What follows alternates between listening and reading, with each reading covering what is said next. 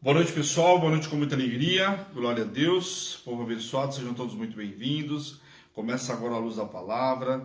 Excepcionalmente nesta quinta-feira, né? Ontem nós tivemos um problema e não tivemos a luz da palavra ontem. Queria pedir desculpa a todos, eu não consegui nem comunicar. E aí depois eu estava falando, né, com a apóstola, eu falei, foi livramento mesmo, né? Porque a gente, o problema técnico a gente não conseguiu entrar. E justamente ontem teve problema também nas redes sociais. Estava olhando depois à noite no jornal e estavam falando, né, que teve problema técnico por volta de 7h25. Então a gente já teve problema realmente de um jeito de outro ontem, né? Essa era a propósito de Deus que fosse nessa quinta-feira. Eu sei que a gente faz sempre de segunda e quarta porque hoje tem a célula das meninas. Só que hoje, glória a Deus, a célula da pastora Jaque vai ser um pouquinho mais tarde, às 9. Então dá tempo da gente terminar às 8 aí, para quem for para a célula dela, né? Dá tempo de descansar aí pelo menos uma horinha e participar da célula. Então eu queria pedir desculpa antes de mais nada para vocês que ontem nós não tivemos. Ia até deixar para a semana que vem, mas como a gente tem muito material ainda para ver nesse mês, e nós vamos terminar antes de julho, eu estou fazendo de tudo para que a gente termine até o dia, acho que é dia 30, né? Que é uma quarta-feira, se não me engano. Dia 30, não, acho que é terça-feira, segunda-feira. Então, se eu não terminar dia 30, conforme for, eu vou esticar um pouquinho mais, ou se for na quarta, eu faço na quinta-feira pelo menos mais uma aula, se for preciso, tá? Mas eu acredito que a gente termine até o dia 30 sem problema nenhum pelo meu cronograma. E aí a gente volta, né, em agosto já com o livro novo. Já tem 2 livros aí preparados que eu já preparei, né? Porque volta em agosto, né? Julho nós vamos ter bastante atividade na igreja. Nós temos, né, as missões da igreja que nós vamos fazer, nós temos imersão, né, a apóstola já falou hoje pela manhã que vai ter imersão, não sei se agora no final desse mês, então tem muita coisa para acontecer. Mês de junho vai ser corrido e mês de julho também. Eu sei que no mês de julho a maioria do pessoal está de férias faculdade, né? Mas embora que acho que depois dessa pandemia aí tudo está diferente, né? Mas enfim, vamos ter bastante coisa aí nos próximos dias. Então fica atento aí para você não perder nada. Hoje nós estamos no 4º dia do relógio de oração, amanhã já é o 5º dia. Amanhã, sexta-feira, nós temos um encontro marcado, né? Às 11h30 da noite lá no Monte. Nós vamos estar no Monte. A semana passada a gente chegou um pouco mais cedo lá. Só que como essa semana tem relógio de oração, eu vou fazer o meu relógio de oração da meia-noite à 1. Quem quiser, né, e puder fazer da meia-noite, estará fazendo comigo lá no Monte. Quem puder ir presencial, amém. Quem não puder e fizer, eu vou estar de lá, mandando os louvores, fazendo tudo de lá. Então, glória a Deus, aí amanhã nós temos um encontro marcado, amém? Encontro marcado meia-noite. O que eu queria falar para vocês, para não esquecer, manter o jejum vai ter domingo meio-dia, a nossa apóstola vai estar consagrando logo depois da Santa Ceia, e aí está liberado o jejum, ok? Outro recado importante, no domingo, o que acontece? Nós não temos o horário do relógio de oração, então para você que está fazendo outros horários, que não, por exemplo, meia-noite, 3 da manhã, 6 da manhã, ok. O das 10 no domingo não tem, porque nós vamos estar no culto.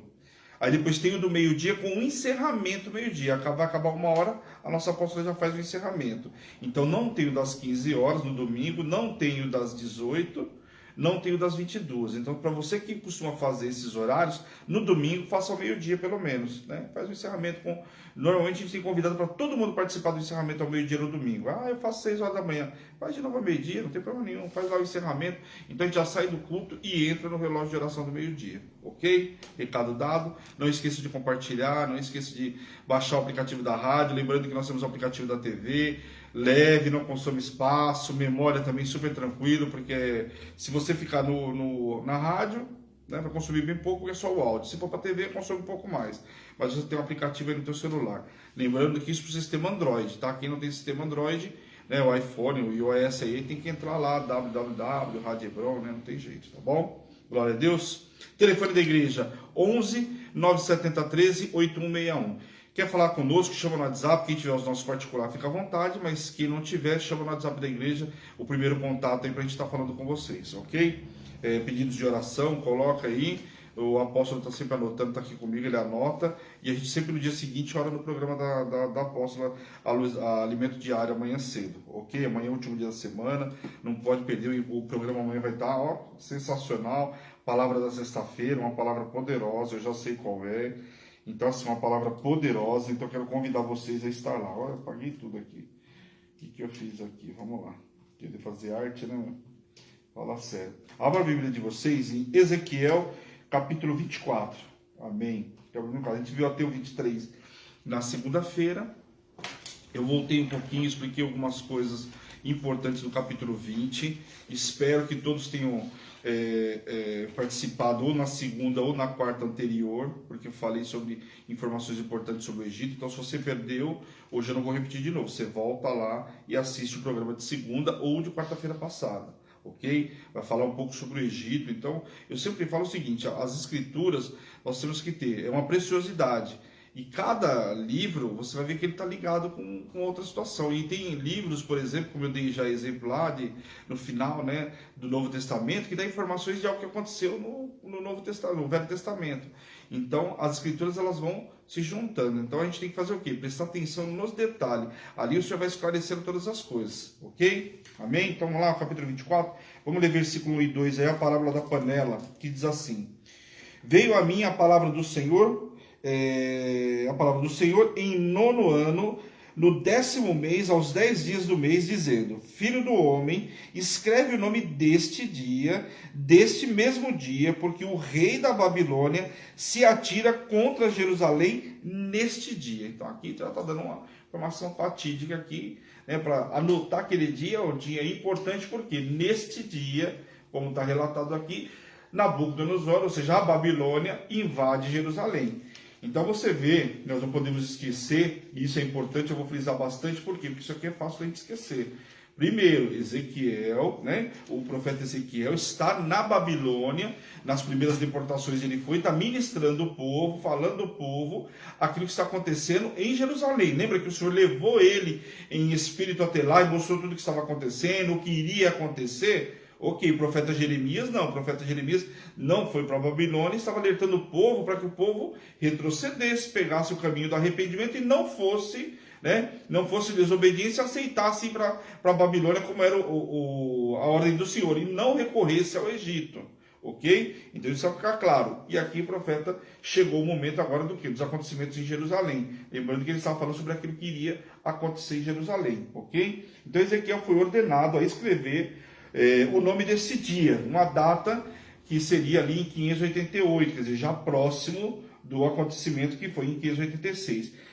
Uma coisa que precisa ficar claro para vocês, pessoal, quando vocês vão buscar estudos, seja na internet ou em Bíblia, mesmo nas Bíblias, você vai ver diferença às vezes de uma para outra, porque principalmente de ano, né? Não é, apóstolo? Boa noite, com muita alegria, apóstolo. Boa noite, com muito amor e alegria. Destoa muito, né? Destoa muito por quê? Tem muita diferença. A gente tem que entender que isso aqui são coisas de quanto tempo atrás. Então, às vezes você vai pegar estudo, por exemplo, que fala 605, 606 a.C., foi a primeira invasão da Babilônia, 539, 536, aqui você vê 586, 588, então, assim, 2, 3 anos aí você vê muito comum esse tipo de informação. Os 70 anos começando em 606 terminaria em 536, outros falam que foi 609 terminaria em 539, então essas diferenças, às vezes de um estudo para outro, você vai encontrar, e até mesmo de uma Bíblia para outra. Por exemplo, eu tenho uma outra Bíblia de estudo, né?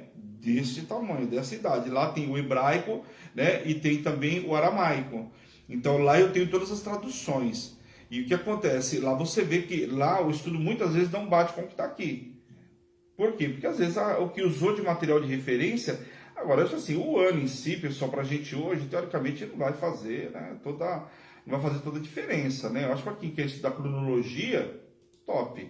Eu gosto muito da cronologia, mas eu acho que assim, para o conhecimento meu particular. Então aí é um outro caso. Agora, para quem a gente que nem está fazendo estudo aqui, é importante a gente ter uma noção do que aconteceu, que é mais importante. Eu passo datas, eu sei que a maioria nem anota, mas é para a gente ter pelo menos uma noção. Eu sei que mais ou menos 500 e pouco lá, né, 586, que é a data, por exemplo, que eu utilizo, 586, eu já sei que lá foi a última invasão onde botou fogo em Jerusalém.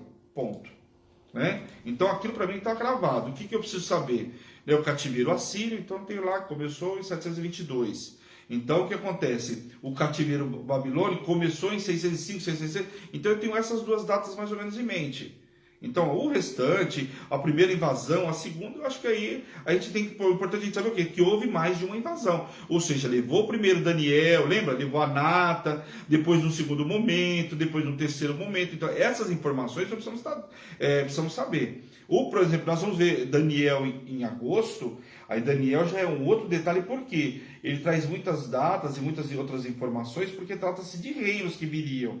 Ele vai falar sobre o reino da Grécia, sobre o reino de Roma, a própria Babilônia, a Pérsia. Então lá nós vamos ver com bastante detalhe. Então vamos ver se a gente vai um livro bem devagar, porque tem bastante detalhe. E Daniel foi um profeta que o Senhor deu informações para ele de coisas que nem aconteceu ainda para a gente. Então por aí você vê, né? Tá? Então só para vocês terem uma noção aí, para ficar claro. Essa seria uma recordação amarga do fato de o Senhor sempre cumprir o que prometia por intermédio dos profetas. E o cerco de Nabucodonosor foi a punição de Deus sobre Jerusalém. Obviamente que para esse pessoal a data faria diferente, você concorda? O cara está lá, você fala que daqui 1 ano vai acontecer alguma coisa, daqui 2 anos, pode fazer diferença, igual para a gente hoje. O profeta chega para você, o sacerdote, e fala, tem uma revelação para você. O Senhor falou para você que vai acontecer isso e isso na sua vida. A primeira vez que você quer saber, quando, não é? É o ano que vem, é o mês que vem, como é que é? Aí tem essa angústia. Agora aqui para nós, sobre algo que já aconteceu, é muito mais fácil. Mas aqui a data faria toda a diferença, sem sombra de dúvida. A parábola da carne na panela era porque os líderes do povo haviam se orgulhado anteriormente de que os habitantes de Jerusalém eram tão seguros quanto a carne na panela. Como ele fala no capítulo 11, né? No capítulo 11 ele fala sobre isso. O povo se julgava tão seguro de estar dentro. Lembra muito a história de Jericó, né? O povo estava tão tranquilo que estava dentro de Jericó, dentro das cidades fortificadas, e não adiantou de nada. E aqui em Jerusalém, você vê depois de quantos anos depois, se achando na mesma condição. E foi falado no capítulo 11. Eles estavam achando que estava dentro da panela, estava tranquilo, né? Mas o que aconteceria com eles quando a panela fosse colocada no fogo para esquentar, o seu conteúdo fosse cozido completamente. Então estavam se achando como numa panela, protegido, tá bom. E se eu pegar essa panela que vocês estão, Jerusalém aí tranquilo, e colocar lá no fogo e acender lá a brasa e colocar um fogo bem forte, imaginou? Pega a fornalha lá de Sadraque, Mesaque e Abednego. E aí, como é que vai ser? Então, olha só como é que o Senhor explica para eles aí. Então, despega todos os pedaços de carne e coloca nela. Era para pegar o melhor rebanho de todos e deixar ferver e cozinhar. A continuação da parábola fala também de uma panela cheia de ferrugem ou corroída. Porque Jerusalém agora era comparada a uma panela cheia de ferrugem, da qual a crosta e o resíduo grudado nela precisam ser queimados. É igual quando você pega uma panela hoje, você vai queimar, vai colocar um produto para poder tirar tudo aquilo que está grudado, né? A ferrugem e a sujeira são o derramamento de sangue e a idolatria da qual a cidade se tornou culpada. Para se livrar disso, os açoites não serão suficientes. A panela precisa ser aquecida até ficar vermelha, uma perspectiva terrível para quem está dentro dela. Então, fazendo uma analogia aqui, né, usando aqui essa parábola da panela, mas estava falando do quê? Do povo, como se o povo estivesse dentro de uma panela. Como que faria isso? Você imagina o quê? Está dizendo com o povo que a chapa vai esquentar. E como que a chapa esquenta para esse povo? A invasão e levar eles aonde? O restante para a Babilônia. Aqueles que estavam resistindo ainda dentro de Jerusalém, ok? O mal estava tão entranhado em Judá que podia ser comparado à ferrugem impregnada no ferro. Embora o fogo do sofrimento aquecesse o metal, não se soltava sujeiras, e mais intensa ainda era aquecida a chama, porém não se limpava a imundícia. Aqui é triste porque está comparando o povo a essa crosta, nessa ferrugem que tomou conta. Quer dizer, não adianta esfregar, parece que não sai. Por quê? Porque o povo tinha resistência, o povo não queria largar o pecado, o povo não queria parar com as contaminações, o povo gostava de adorar outros deuses, então, quer dizer, era insistir em algo que era difícil de tirar. Então, por isso, compara aí a ferrugem utilizada, a ferrugem que gruda na panela, né? Deus permitiu a aprovação de Judá para a purificação das imundícies, e para isso teriam de enfrentar o fogo do exílio em terra estranha, pois as promessas se cumpririam. Então, como é que ia fazer com essa ferrugem? No caso do povo, seria levado para a Babilônia. Amém?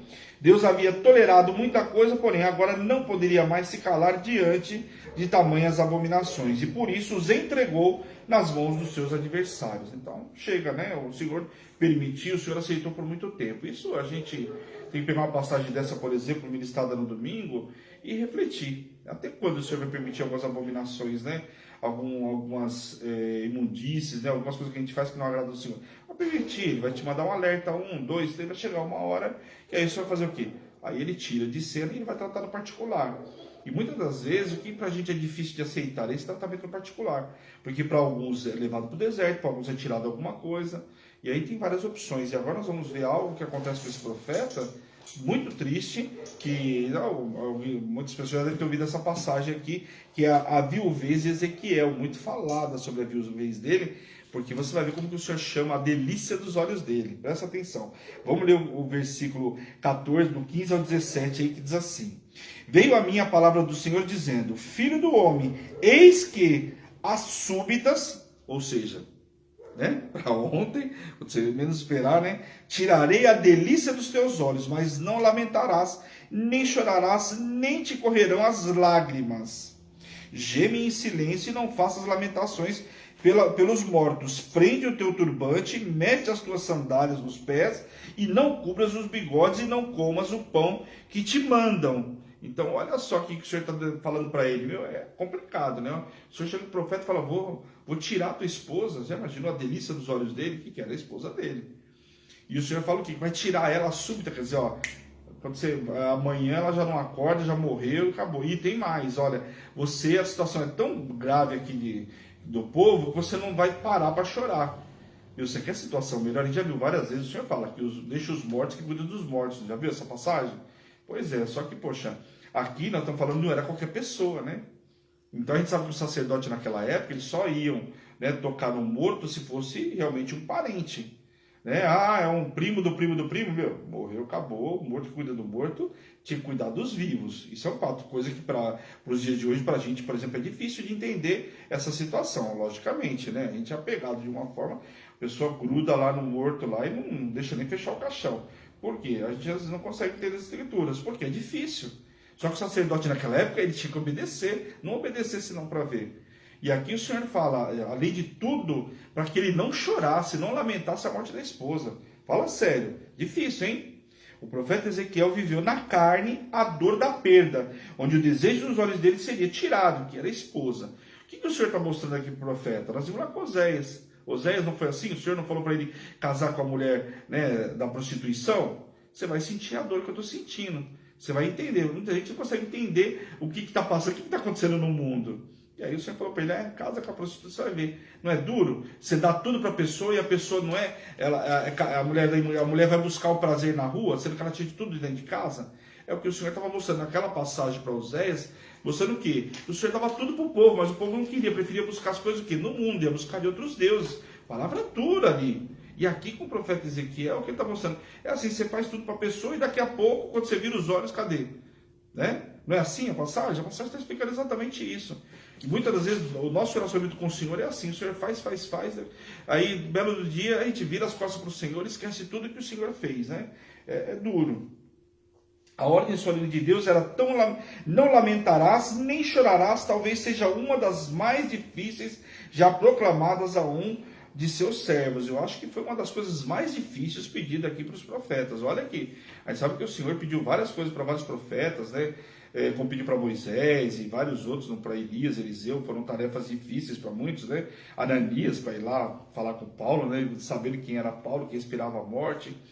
Eu acho que realmente várias passagens foram difíceis, mas essa em si é uma difícil, A gente sabe nos dias de hoje o que é quando fala da esposa, do esposo, dos filhos, Tocar naquilo que a gente mais preza, Que a gente preza sempre a família, os filhos, esposa e esposa, Então imagina como que era o profeta. Eu acho que é uma das tarefas mais difíceis aí.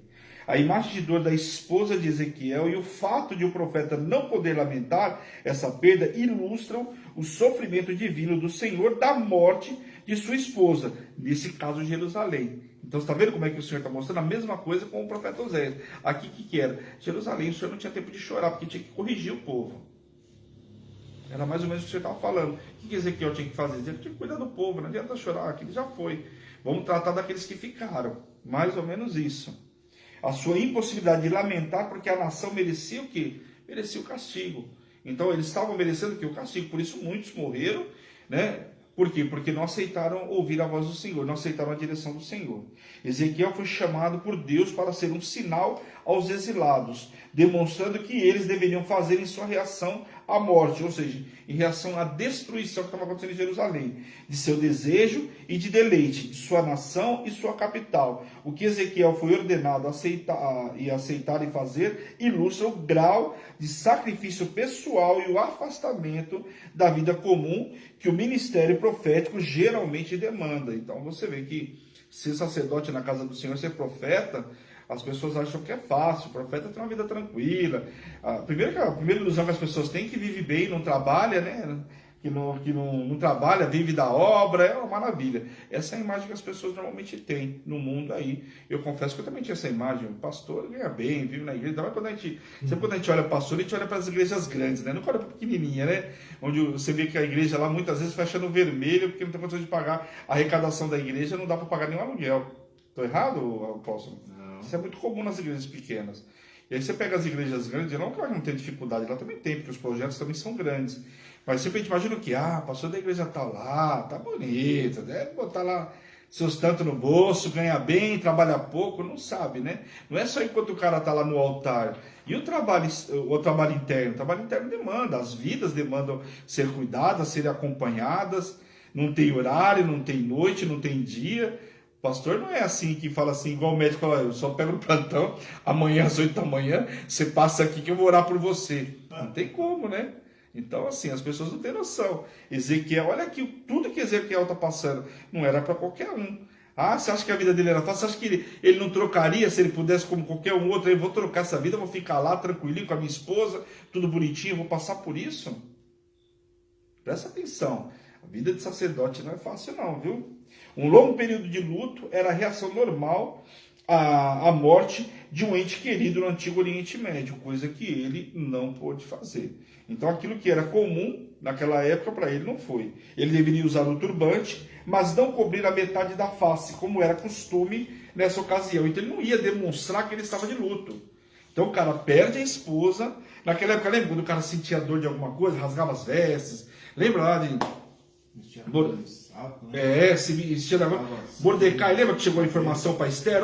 Enquanto ele teu tio lá na porta do palácio, o cara tá todo rasgado, tá maltrapino, tá assim, tá assado. Então tinha algumas características que o povo já sabia que o cara tava de luto, o cara tava sofrendo a dor de alguém, que às vezes perdeu um ente querido, quer dizer, ele tava sofrendo alguma dor. Então, pelos costumes da época, se sabia o que estava acontecendo com a pessoa. E aqui que o Senhor dá orientação para ele. O povo não ia nem perceber o que tinha acontecido, porque o cara não podia chorar. Não podia se vestir, né, de luto, não podia fazer nada, nem um sinal de luto. Então presta atenção como era difícil. Então aquele que era costume da época não podia fazer. Assim como também não deveria comer pão, pois o pão dos homens era o alimento fornecido à pessoa de luto quando ela terminava o jejum. E não haveria jejum pelos mortos neste caso. Então o que acontece? Não ia nem fazer o jejum, o que era tradicionalmente naquela época pela morte da esposa dele. Então, olha a situação, quer dizer, tudo aquilo que era feito normalmente, em todos os outros casos, com ele era diferente, ia ser diferente. Então, logicamente, com o sacerdote é sempre bem diferente, né? Mas aí eu quero dar o exemplo para que todos possam ver. Ezequiel recebeu, e aqui é um detalhe, né? Às vezes a gente vê as coisas acontecendo com o sacerdote, as pessoas falam tantas coisas, não sabem. Olha aqui, podia falar o que o sacerdote? Ezequiel pecou, né? Está aqui dando um monte de lição de moral para ele. Pecou porque Deus recolheu a mulher dele. Não é assim? Com certeza. Com certeza. A população deve ter falado. Ela se imagina. O povo murmurador, com certeza deve ter falado. Só que não estavam vendo o que o Senhor estava tratando também com ele e usando ele como exemplo para todo o povo. É duro quando você paga um preço pelos outros. Mas você é sacerdote, você tem que pagar o preço pelos outros. O atalaia não fica lá em cima, ele não paga o preço pelos demais? Ele é o último a descer da torre, ele está dando as informações do que está acontecendo. É um preço a ser pago. Mas o cara vive, o rei que sustenta ele, é lindo e maravilhoso. É lindo e maravilhoso, mas uma informação que ele dá errada, ele é o primeiro a ser decapitado. Porque lá é assim, você paga o preço por aquilo que aconteceu. Lembra Paulo e Silas na prisão? Quando as algemas soltaram, o cara queria se matar lá, porque ele falou, vamos me matar. E aí ele grita, calma, nós estamos aqui, ninguém saiu da cela, nós só estamos livres, mas ninguém saiu da cela, porque vai pagar com a tua vida. Então é muito sério isso, gente.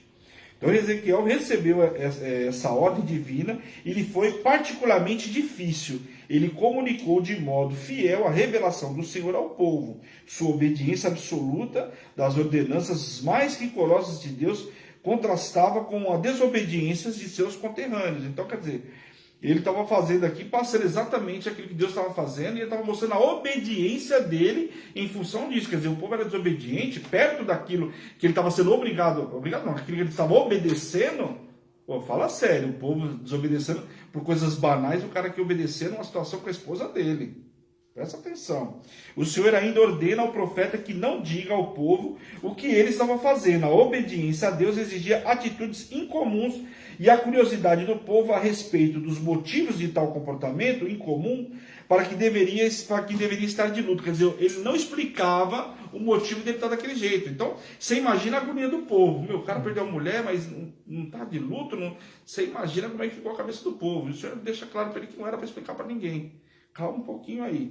Mas conclusão se tirava, né? Ele não tá nem aí, não tá nem aí pra mulher, né? Só falta, né?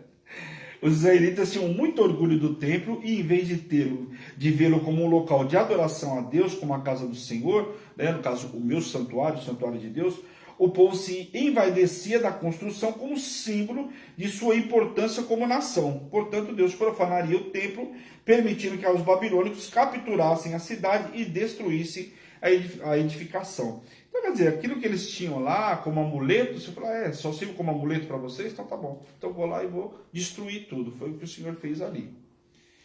Sem cidade ou templo de que eles iriam se gabar. Os israelitas humilhados só poderiam vangloriar-se na misericórdia de Deus. Quer dizer, agora sem templo, vocês vão se vangloriar do quê? Vocês são os caras e coisa e tal? Tá bom, tirei o templo. E agora, você é quem?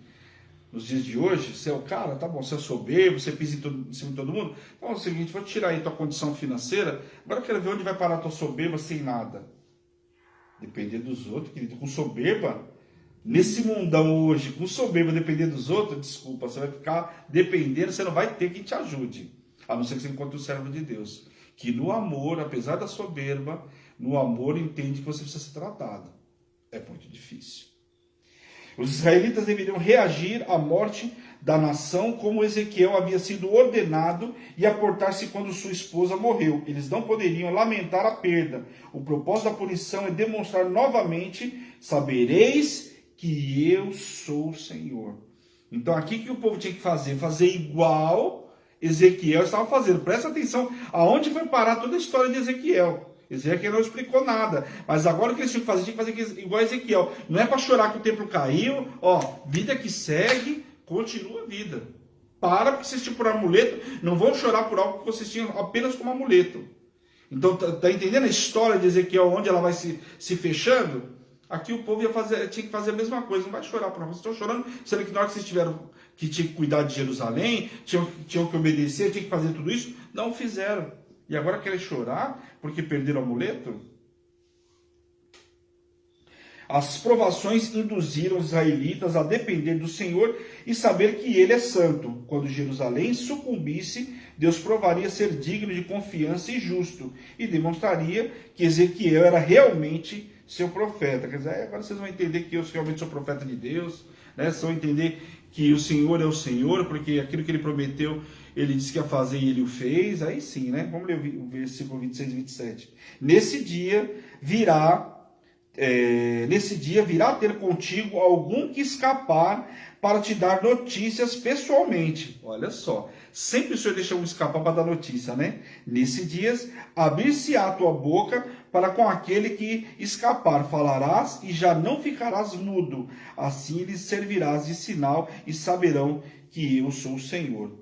Então o que acontece aqui? Quando algum que escapasse no dia da derrota de Jerusalém, lá em 586, chegasse para dar notícias a Ezequiel, segundo os estatutos, cerca de 3 meses depois, mais ou menos, o profeta seria liberto da incapacidade de falar qualquer coisa, exceto palavras de julgamento, e então teria permissão de pregar sobre esperança. Porque ele foi proibido pelo Senhor.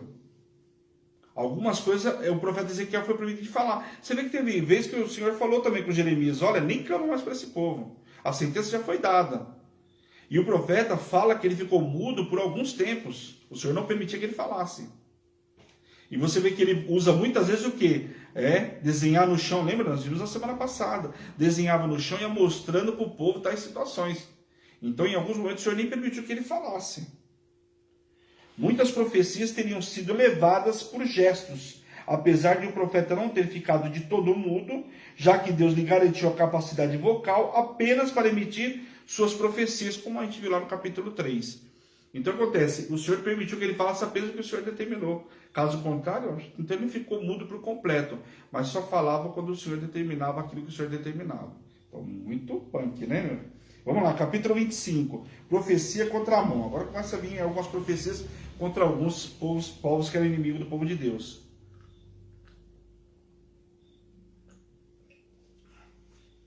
As profecias a seguir, sobre alguns dos povos estrangeiros, sobre julgamento também aparecem em Isaías e Jeremias, sobre os povos que nós vamos ver agora. Alguns foram citados em Isaías e também em Jeremias, amém? Então você vai falar, poxa, o bispo já falou? Falei porque foram citados lá e nós vamos passar aqui também. Elas são um lembrete de que, embora Deus usasse os gentios para punir seu povo, eles também teriam de prestar contas diante do Senhor. Então não vai escapar ninguém. Da mesma forma que ele usou a Babilônia contra Jerusalém, depois ele vai usar a Pérsia contra a Babilônia. Ponto. Vamos ler o versículo 1 e 2 aí.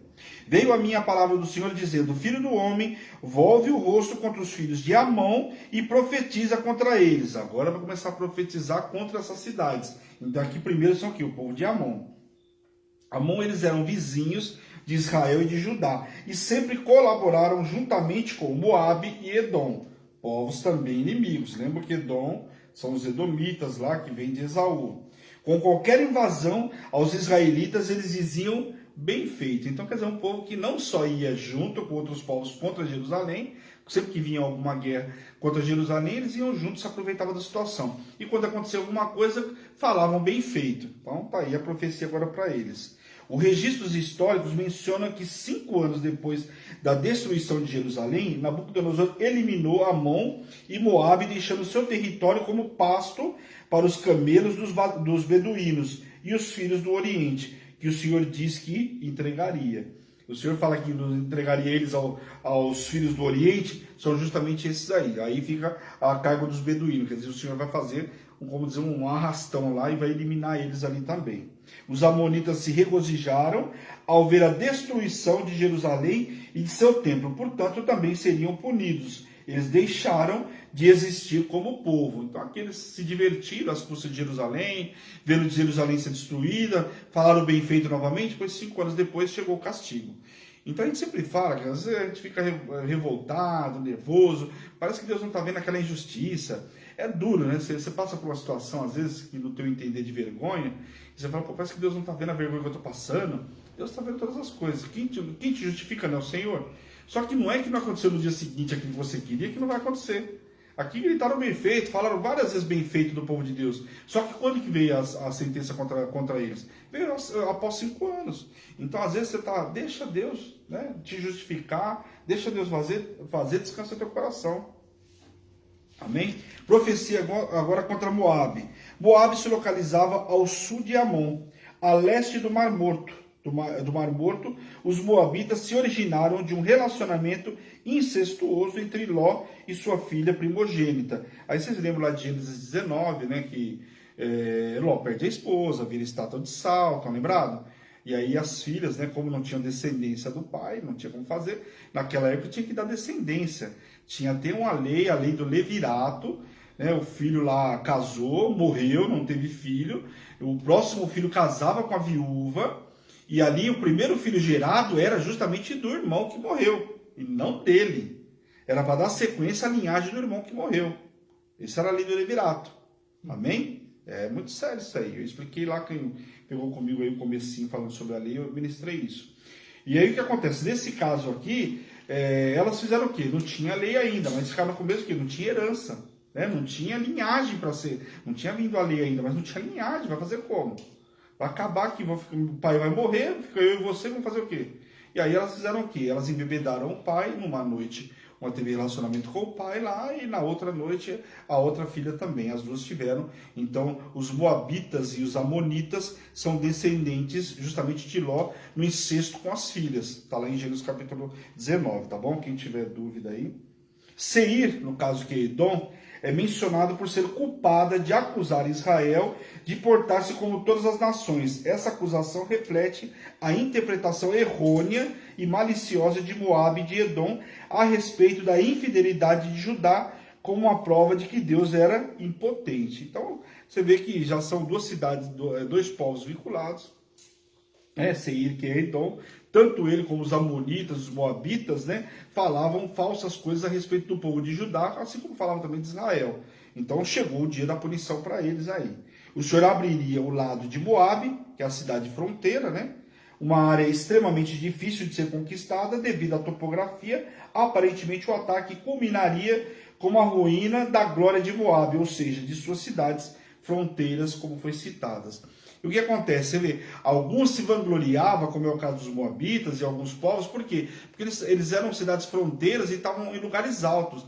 Naquela época, o camarada precisava de quê? De um bom passo, mas quem tinha dentro das terras dele, e você vê que a história de Jerusalém, a história do povo de Deus, você vê que eles brigam com várias terras, com os filisteus, com a Síria, o domínio de algumas terras, porque eram terras importantes, onde estavam no alto, então qualquer ataque iminente o cara conseguia ver vindo, né? Então era pontos estratégicos, então não era só ter pasto, precisava de pasto, mas dentro das terras que faziam parte de cada um deles, eles precisavam ter terras também fronteiras, em pontos estratégicos, que é o caso aqui. Então se vangloriavam porque achavam que nunca ia ser destruído. E aqui o Senhor deixa claro que ia destruir eles sim.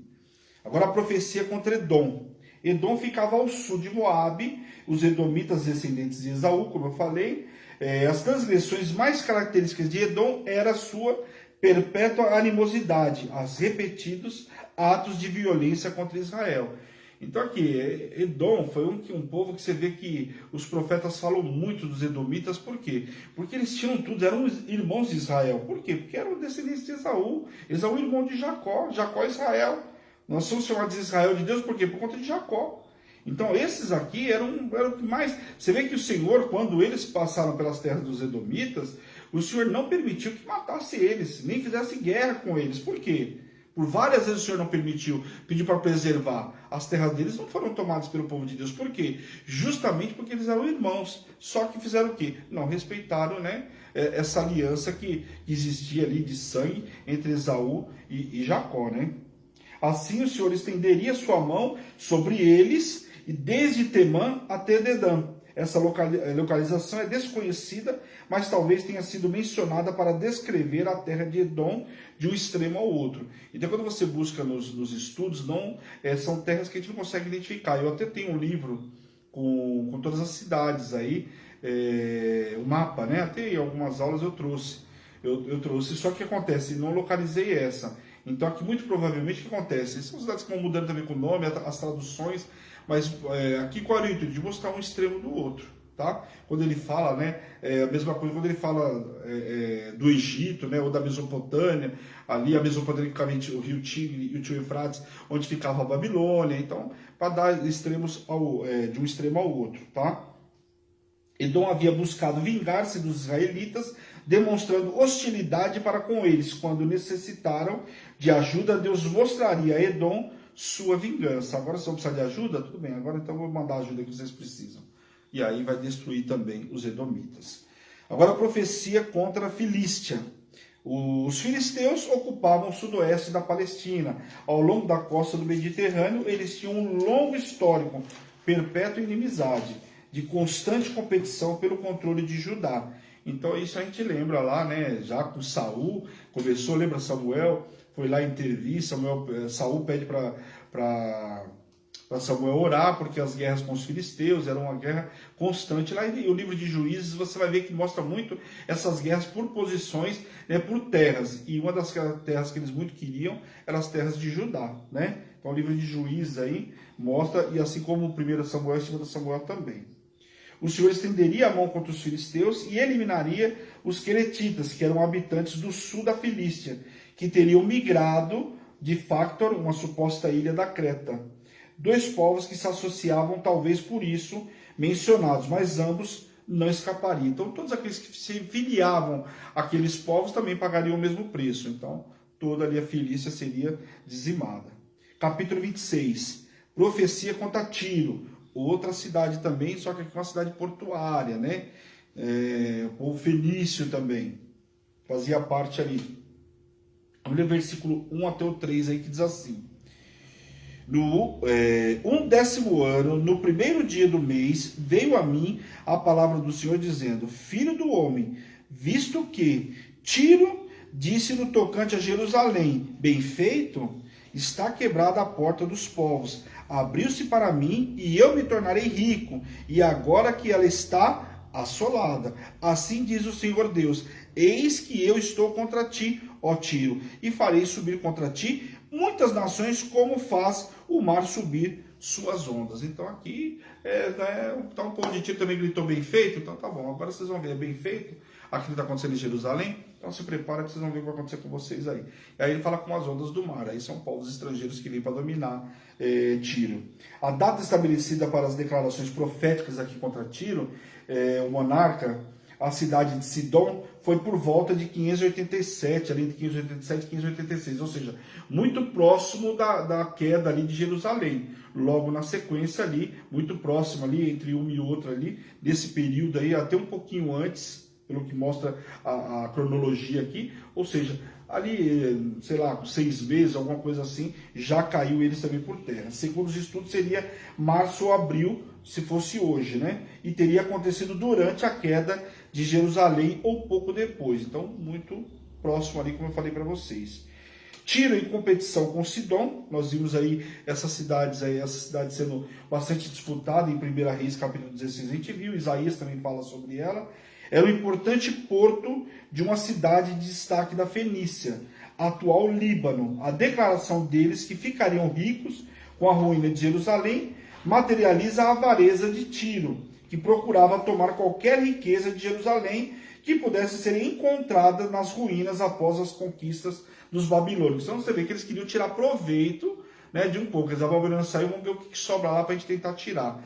Lembrando que Tiro foi uma cidade onde Davi teve aliança com eles forneceram material para Davi tinha uma aliança com ele, manteve aliança com Salomão, onde fornecia todo o material para a construção, para as obras que foram feitas, dos palácios e coisa e tal. Por quê? Porque é uma cidade portuária, tudo chegava lá.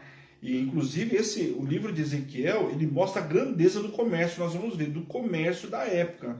E é o único livro que dá esses detalhes da economia, como funcionava no Antigo Testamento, muito importante. Nós vamos ver, logicamente não vou entrar muito nos detalhes, mas já vai dar para você entender como que era a economia naquela época, tá?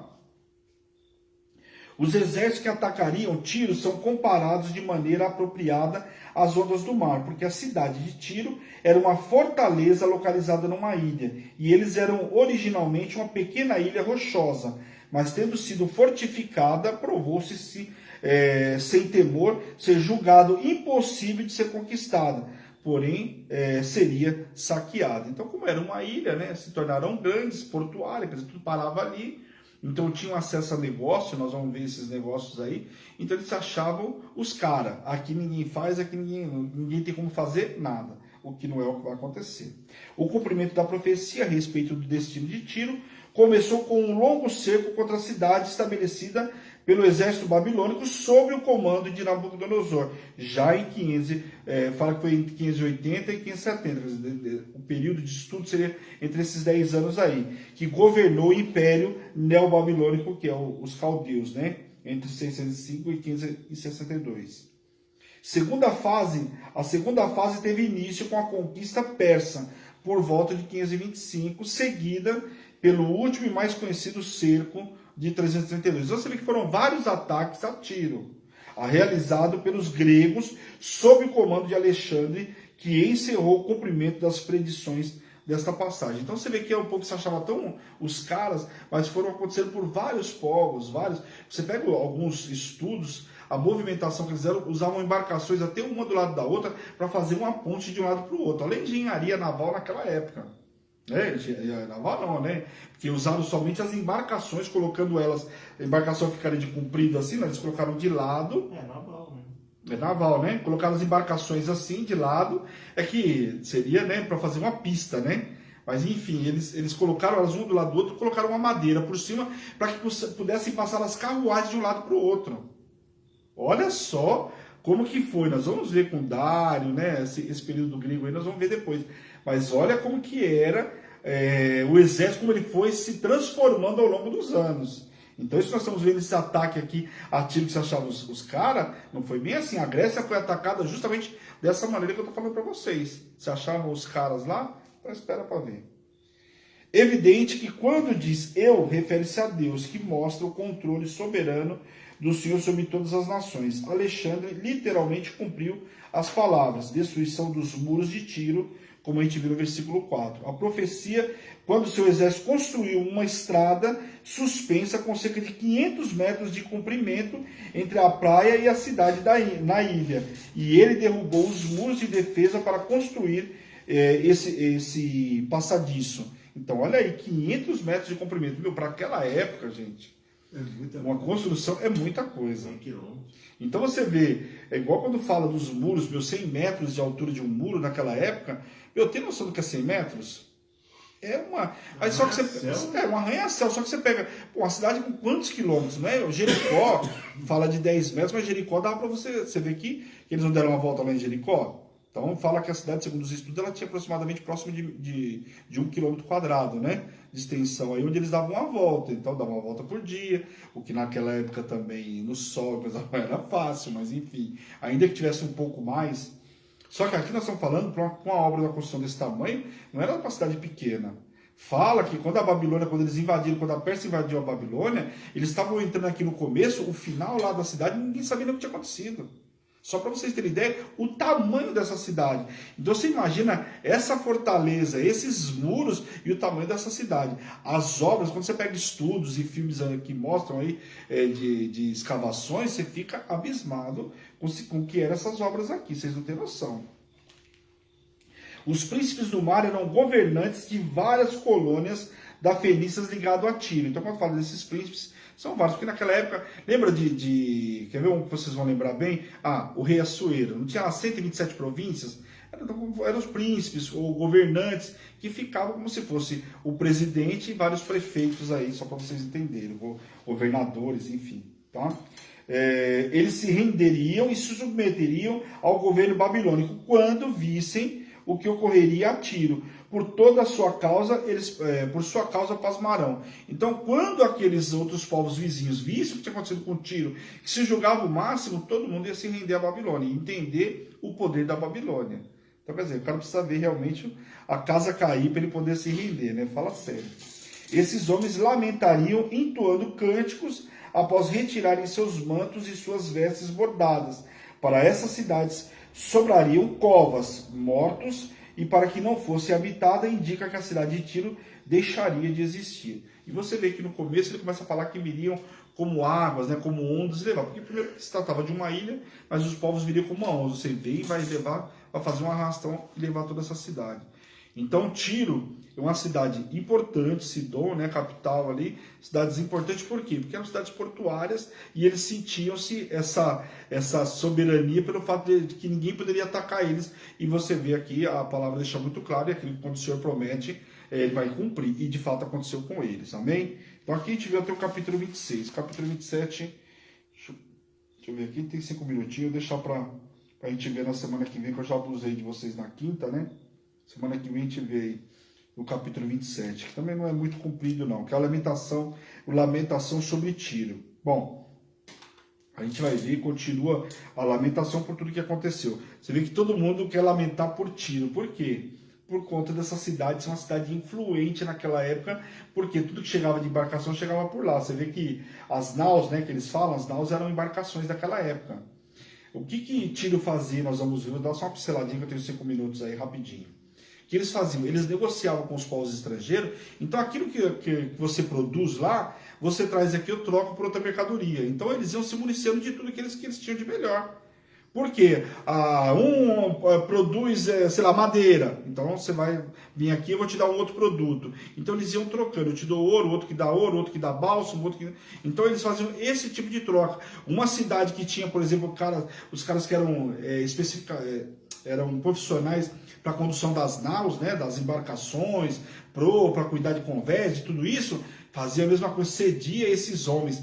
Então você vê que eles eram um grande ponto comercial. Então era uma grande estrutura como o Porto de Santos aí, né?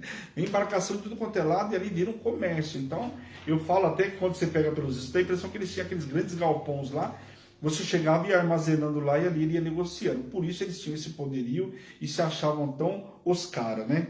Amém? Então, é isso aí, pessoal. A gente viu até o capítulo 26, né? Não deu pra gente ver o capítulo 27. Falei demais hoje, né? Não deu pra gente ver o capítulo 27. Mas a gente vê aí, tem... Já vou até avisando vocês, tem alguns capítulos do livro de Ezequiel, vai falar sobre o tabernáculo, vai falar sobre algumas especificações. Então tem repetidamente, várias vezes falando tantos côvados, tanto não sei o que. Eu vou explicar a primeira vez quanto que é côvado, né? Só para vocês terem uma noção. Mas não faz sentido a gente ficar lendo para ver tamanho disso ou tamanho daquilo. Então vou ser um pouco mais breve, porque senão vai ficar um conteúdo muito pesado e maçante, tá? Agora, se alguém quiser os detalhes, eu tenho todos anotados, não tem problema nenhum, posso passar sem problema nenhum. Mas assim, eu acho que vai ficar cansativo, então é interessante a gente entender o que aconteceu, como foi. Era uma obra grande, que nem aqui, para vocês, estou deixando claro para vocês, Tiro era realmente importante, e tinha poder financeiro, tinha, é evidente que tinha. Você vê que a história já mostra desde lá de Davi, de Salomão, então é uma cidade que era importante, fez muitas parcerias. Então o que acontece? A gente vai passar as informações. Agora, esse detalhe de construção, de obra, a gente vai passar, vamos ler menos, vamos dar mais uma passada adiante, tá bom? Então, para não tornar aí o livro, porque o livro de Ezequiel não é uma leitura tão simples, a gente viu ao longo aí, nós estamos no capítulo 27, vamos entrar, nós vimos aí que teve algumas revelações aí no começo, que para muita gente às vezes teve dificuldade, só que quando a gente vai seguindo a história, lá na frente a gente consegue entender por que o Senhor mostrou o anjo para ele, por que mostrou as rodas, que aí o movimento depois ele vai entender lá na frente. Então, por isso que a gente tem que pegar todo o conteúdo do livro de Ezequiel para você conseguir entender a história. Legal? Aí depois Daniel já é outra pegada também. Vamos Esther, Esdras, Neemias, ó. Que legal, tem bastante coisa para a gente ver esse ano. Glória a Deus, pessoal. Queria agradecer a todos aí pela quinta-feira. Bora orar em nome de Jesus, né? Para a gente poder descansar aí, que amanhã tem mais. Feche seus olhos por um instante. Senhor, meu Deus e meu Pai, nós te louvamos, Deus, nós te glorificamos por essa noite extraordinária, Pai, por tudo que o Senhor fez nessa noite, Pai.